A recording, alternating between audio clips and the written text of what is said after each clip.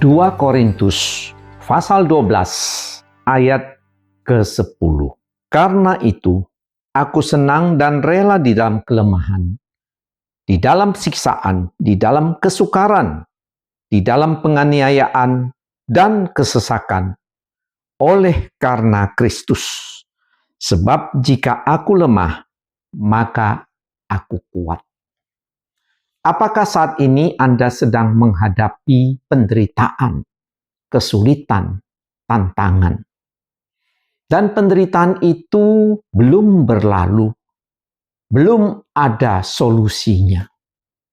Padahal Anda sudah berdoa dan berdoa kepada Tuhan. Dan Anda mungkin merasa bahwa Tuhan tidak peduli atas kehidupan Anda, atas penderitaan yang Anda alami saat ini. Anda mulai kecewa dan putus asa mengikut Tuhan. Di tengah dunia yang sudah dirusak oleh dosa, akibat nenek moyang kita pertama jatuh dalam dosa, maka penderitaan pasti kita hadapi. Akibat kejatuhan Adam dan Hawa, dunia ini rusak, maka muncul berbagai bencana yang menimbulkan penderitaan. Akibat dosa, maka hubungan antar manusia penuh dengan permusuhan, baik di masyarakat maupun di dalam hidup berkeluarga. Akibat dosa, maka Anda dan saya juga mengalami kerusakan di dalam hati, di dalam jiwa akibat dosa. Sebab itu hidup di tengah dunia ini penuh dengan penderitaan dan kesulitan. Di sisi yang lain, sebagai manusia, Anda dan saya ingin dan berharap kita selalu hidup di dalam zona nyaman. Tidak ada tantangan, tidak ada kesulitan, tidak ada penderitaan, semuanya serba lancar. Tentu harapan demikian adalah harapan yang kosong. Karena dunia ini memang dunia yang sudah dirusak oleh dosa.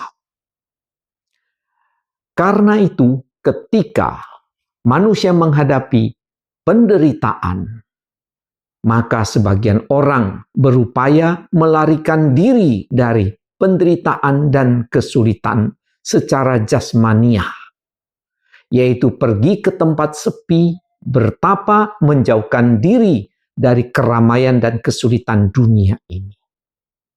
Sebagian lagi melarikan diri secara mental untuk melupakan penderitaan dan kesulitan yang belum teratasi, dengan mencari beragam hiburan sehingga bisa melupakan sejenak kesulitan dan tantangan tersebut. Namun setelah acara hiburan berlalu, maka orang itu kembali menghadapi tantangan yang tidak kunjung berhenti. Atau melarikan diri dalam wujud lari pada minuman beralkohol tinggi. Lari dengan menggunakan berbagai macam jenis narkoba, sehingga bisa melepaskan pikiran, tekanan dari penderitaan dan kesulitan. Namun setelah semuanya itu berakhir, maka akan menghadapi kembali kesulitan, penderitaan yang real dalam kehidupannya. Namun sebagian orang ada yang mengambil langkah untuk kalah, menyerah, yaitu membiarkan diri tenggelam di dalam stres, depresi, dan akhirnya bunuh diri. Sebab itu berbahagia orang yang bertobat dan percaya kepada Tuhan Yesus dan mau berjalan bersama Tuhan, mendengar firman-Nya, diarahkan oleh tuntunan firman-Nya, yaitu Alkitab. Di dalam teks ini, firman Tuhan yang ditulis melalui Rasul Paulus menunjukkan bahwa Paulus seorang rasul yang istimewa dipakai oleh Tuhan menghadapi penderitaan. Penderitaannya itu tidak kunjung selesai. Dikatakan oleh Rasul Paulus di dalam 2 Korintus 12, yaitu ada duri dalam daging. Duri itu berarti pasak, setara dengan salib. Rasul Paulus mengalami kesulitan karena apa? Dikatakan di sini, aku diberi suatu duri di dalam dagingku, yaitu seorang utusan iblis untuk menggocoh aku. Menggocoh di sini berarti memukuli. Memukuli tubuh. Memukuli bagian kepala. Tentu hal ini menyakitkan, menimbulkan penderitaan, keputusasaan. Dan ini dilakukan oleh utusan iblis. Jadi kita melihat Tuhan di dalam kedaulatannya terkadang mengizinkan pekerjaan roh kegelapan, mengizinkan penderitaan terjadi atas orang-orang beriman. Apakah Paulus tidak berdoa? Rasul Paulus berdoa. Di dalam ayat ini dengan jelas dia katakan, sudah 3 kali dia minta kepada Tuhan agar duri dalam daging itu dicabut dari dirinya. Penderitaan kesulitan yang melumpuhkan, melemahkan pelayanannya agar disingkirkan. Namun Tuhan tidak mengabulkan doanya. Tuhan menjawab kepada Rasul Paulus dalam ayat 9, cukuplah kasih karuniaku bagimu.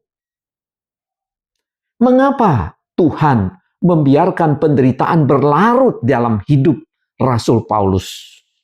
Mengapa terkadang Tuhan juga mengizinkan Anda dan saya mengalami duri dalam daging? Kesulitan, kesukaran yang melemahkan semangat, melumpuhkan kekuatan kita menghadapi hidup ini. Mungkin itu berupa sakit penyakit, berupa tantangan di dalam hidup berkeluarga, kesulitan di dalam perekonomian, dan beragam kesulitan lainnya yang tidak kunjung berhenti. Tuhan adalah Tuhan yang maha kuasa. Tuhan sanggup memakai, mengizinkan pekerjaan kuasa kegelapan, mengizinkan penderitaan untuk mendatangkan kebaikan. Bukan berarti Tuhan sumber kuasa kegelapan.